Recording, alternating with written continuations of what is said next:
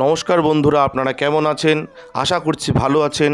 আমাদের চ্যানেলে যদি আপনি প্রথম বা নতুন হয়ে থাকেন তাহলে অবশ্যই চ্যানেলটি সাবস্ক্রাইব করে দিন এবং ভিডিও ভালো লাগলে অবশ্যই লাইক, কমেন্ট এবং শেয়ার করবেন। আজকে আপনাদের সাথে যেই ব্যাপারে আলোচনা করব তা হলো কর্কট রাশির জাতক জাতিকা রয়েছে, আপনাদের কেমন কাটতে চলেছে এই সপ্তাহ, অর্থাৎ 6 মে থেকে 12ই মে আপনাদের কেমন কাটবে সেই ব্যাপারে বলবো। আসুন জেনে নিই কেমন কাটতে চলেছে এই সপ্তাহ। চন্দ্র রাশি থেকে আপনার অষ্টম ঘরে শনি অবস্থান করছে। এই সপ্তাহে আপনি পরিবারের কোনো সদস্যের খারাপ স্বাস্থ্য সম্পর্কিত কিছু খবর পেতে পারেন।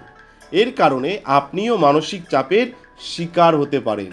এই সপ্তাহে আপনি বাড়ির সাজসজ্জা বা মেরামতের জন্য আপনার প্রচুর অর্থ ব্যয় করবেন। আপনি শুরুতে এই বিষয়ে সচেতন নাও হতে পারেন, তবে এই ব্যয় ভবিষ্যতে আপনার আর্থিক সংকটের প্রধান কারণ হিসেবে আবির্ভূত হবে। এই সপ্তাহে পরিবারে কোনো অনুষ্ঠানে আয়োজন হতে পারে, যার জন্য আপনাকে প্রচুর অর্থ ব্যয় করতে হবে। চন্দ্র রাশি থেকে আপনার নবম ঘরে রাহুর উপস্থিতির কারণে আপনার মানসিক চাপ বাড়বে এবং আপনি অতিরিক্ত গৃহস্থালির কাজের কারণে আপনার কাজে মনোনিবেশ করতে পারবেন না।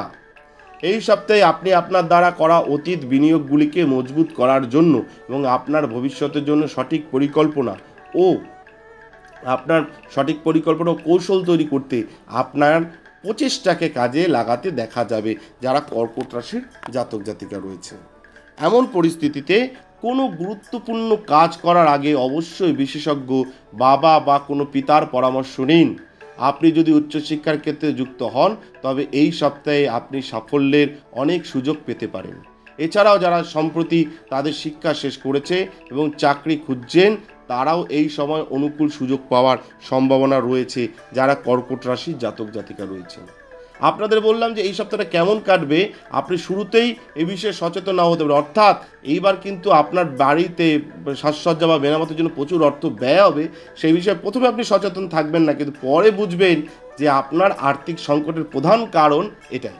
তাই এটা কিন্তু মাথায় রাখতে হবে।